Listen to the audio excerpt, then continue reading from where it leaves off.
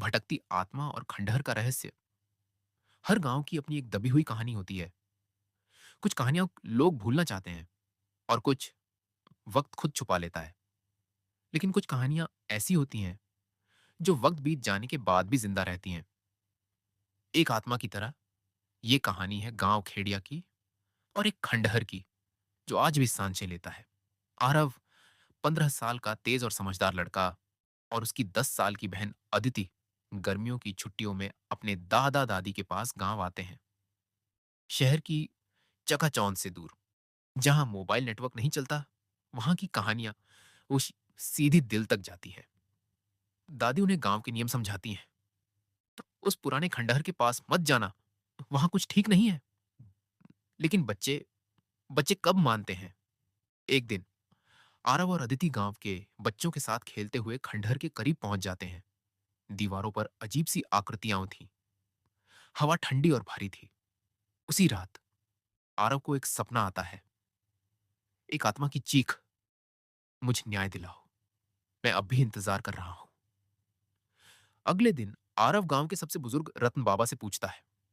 बाबा बताने लगते हैं, ये खंडहर कभी राजा केशव का महल था, जिसे उसके ही वजीर ने धोखा दिया। राजा मारा गया और तब से उसकी आत्मा भटक रही है।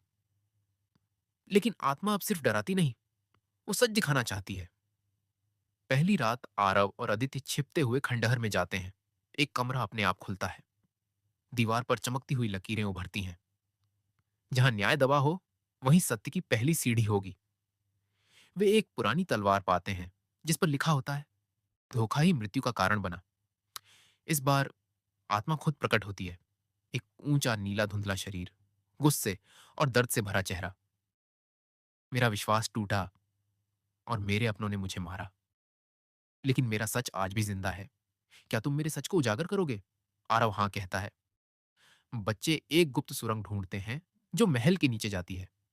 वहां उन्हें एक पुराना कागज मिलता है, राजा की असली वसीयत, जिसमें लिखा है कि खजाना गरीबों के लिए था, पर वजीर ने उसे चुरा लिया।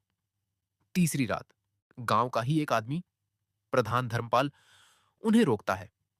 असल में उसके पूर्वज ही वजीर के वंशज हैं और वो नहीं चाहता कि सच सामने आए। धर्मपाल खजाना चुराकर भागता है, लेकिन आत्मा प्रकट होकर उसे रोक लेती है। आरव, अदिति और गांव के लोग मिलकर राजा की वसीयत को सबके सामने लाते हैं। खंडहर में एक अंतिम बार वो आत्मा दिखती है और फिर एक शांत प्रकाश के साथ मुक्त हो जाती है। सत्य को उसका स्थान मिल गया और अब आत्मा को शांति। खंडहर अब गांव के बच्चों के लिए एक पुस्तकालय बन गया है, जहां राजा केशव की कहानी अब डरावनी नहीं, बल्कि सच्चाई की मिसाल है। हर आत्मा को मुक्ति चाहिए, लेकिन उससे पहले उसे चाहिए न्याय। और न्याय सिर्फ साहसी दिल वाले ही दिला सकते हैं।